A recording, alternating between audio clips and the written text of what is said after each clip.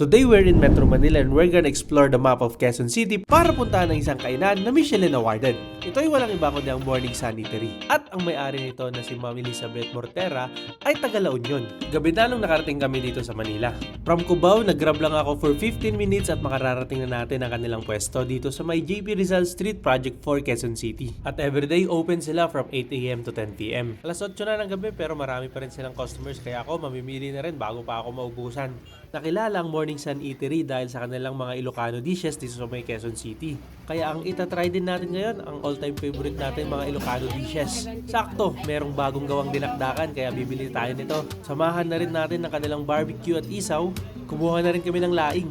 At para kompletuhin ang ating dishes, syempre, mawawala ba ang isang pinapaitan? Isang simpleng karinderya lamang ang Morning Sun Eatery.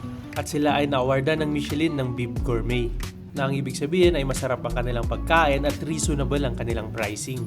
Dito nakapanayam ko ang may-ari ng Morning Sun, si Ma'am Elizabeth. Nakapagkwentuhan saglit at natanong kung saan sila sa La Union.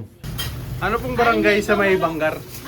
Barangay Bangawilan West. Mortera nung asawa ko, pero sa amin nung dalaga ko Sales. Meron din daw silang karinderya dati sa may Banggar. Ngunit walang magbabantay kaya isinara na lang nila. 30 years na silang nagluluto at nagsaserve ng kanilang mga Ilocano dishes dito sa Morning Sun sa may Quezon City. So tara, kain na tayo at tingnan natin ang Ilocano dishes ng Morning Sun Eatery na na-awardan ng Michelin. Ang una kong tinikman ay ang kanilang pinapaitan. Ito ay may balance ng pait, hindi siya ganun kapait.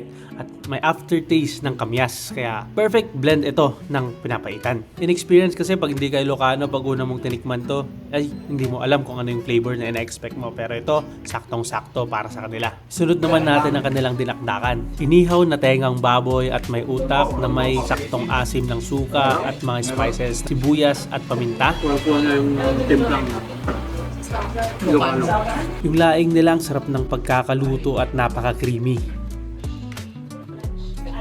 At kilala din ang Morning Sun sa kanilang barbecue na nanunuot ang kanilang flavor sa bawat kagat.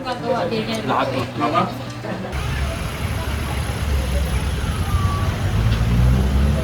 Masasabi ko lang, sulit lahat ng in-order mong pagkain, lalong-lalo na yung mga Ilocano dishes dito sa Morning Sun Eatery. Deserve nila ang kanilang Michelin Bib Gourmet Award. Kayo, matanong ko kayo kung may pagkakataon, bibisitahin nyo rin ba ang Morning Sun Eatery dito sa may Quezon City? I-comment nyo naman ang iyong kasagutan at recommendations kung saan tayo next na pupunta. At syempre, paki-follow na rin po ako. So, see you sa ating next map adventure.